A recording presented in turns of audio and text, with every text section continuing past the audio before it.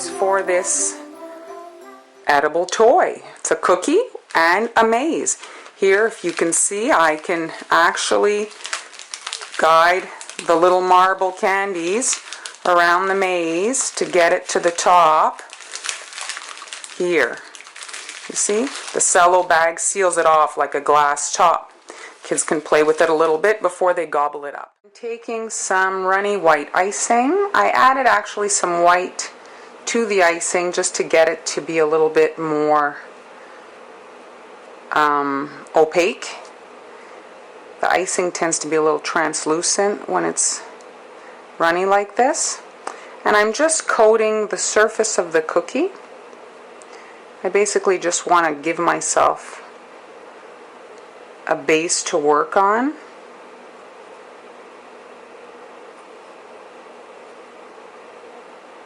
And this dries very quickly since there's not a lot of icing on there. You can make these for your kids' class. They'll get a kick out of this. If you make cookies, after a while they know what they're getting. So you have to kind of switch it up.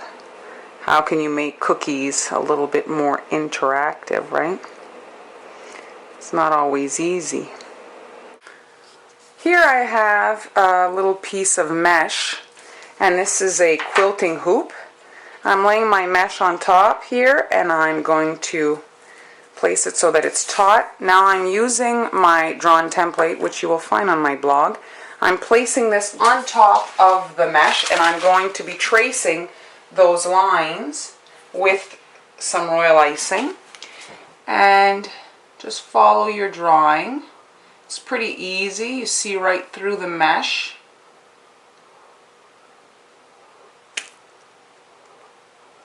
Just run through it.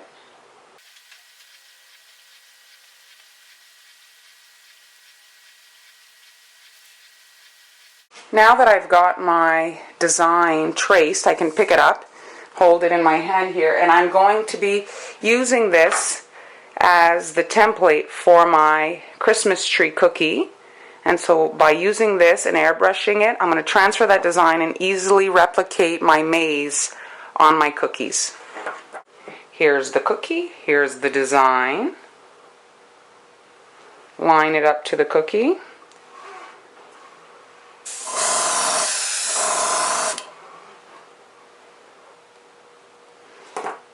There's the cookie.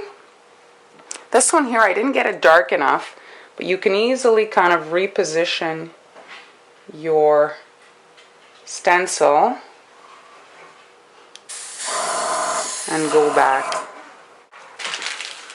Here are my Christmas trees, and now I'm going to come back and outline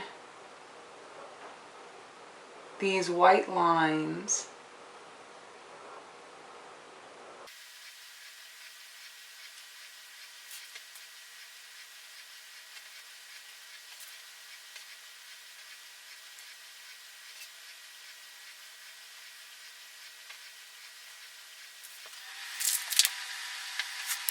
Here are two cookies. On this one here, if I hold it up, can you see the line's a little bit thicker? I came back and piped on top of my number 3 line a number 2 line.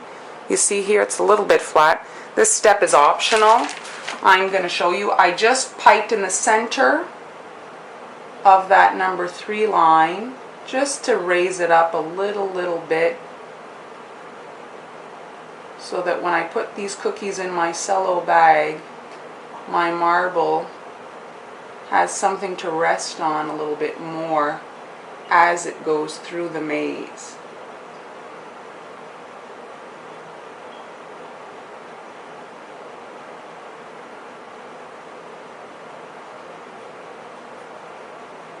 This particular step requires a steady hand, since you're centering the line on top of an existing line.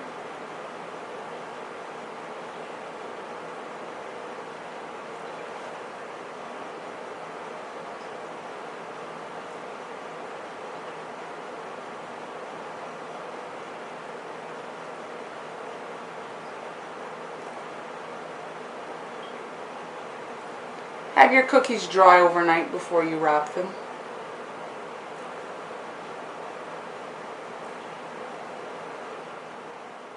Do ribbons sell cookies? They sure don't hurt. If you have a pretty ribbon on your holiday cookies and you're having some sort of a sale or some sort of a fundraising event, a pretty ribbon certainly will help. But you're limited in time. Tying bows takes time, and you want to focus your energy on the actual baking and decorating. I'm going to show you how to make your bows in advance so that you can quickly attach them after to your cookies. I've got some ribbon here with sparkles. I don't suggest you get this one. I don't know if you can see on my work surface, I've got sparkles everywhere. It's very aggravating. Alright, so here I have some tie wraps, or twist ties I think they're called. There's a metal wire in the middle. You get these with lunch bags. I think you could probably buy them like in decorative kind of colors. But these are white, good enough, and they're super cheap. They come with the bags. So you just take one and you fold it in half. Okay, or you could take the whole pack and fold it quickly in half. And now the other great thing is that you won't have a lot of leftover bits that you cut off. Okay, so all I'm doing is making kind of like a, you know, those awareness ribbons, the breast cancer ribbons. So you're just going over like that. And you'll get, you know, the hang of the size you want by doing them. All I'm doing now is I'm holding, I'm not cutting it yet. I want it like that. And now I'm folding the bow in half. I'm putting the twist tie right at the center seam. And I'm going to pull the whole bow into the twist tie, and in the back I'm just going to give it a twist like that, and then I'll be able to, oh, it's not twisted, give it a good twist, and then when I open it up, adjust your bow, puff it up, and you'll be able to make all your bows in advance, you see, and you'll be able to attach those to the cookie very quickly. You could start making these bows now to be ready for the holiday rush. You see, you could use a button here, pass a button through the twist ties, a decorative button. That would be very cute as well. They sell kind of scrapbooking card buttons too. Here, how it looks on the actual cookie finishes it off very quickly. I'll show you how to wrap and finish off these maize cookies. Here I've got my cello bag. I always buy the really long ones. Sometimes a cookie can be a little bit tall, and this way I can adjust the size. I just have to snip off the top. I'm going to take off 2 inches. And then I'm just going to add a few candies. These candies I got in a gingerbread house kit. So it works better if they're round, the candies, obviously, so they can roll around. Now hold the cookie straight so that the candy doesn't roll off, and then just slip it in the bag, like so.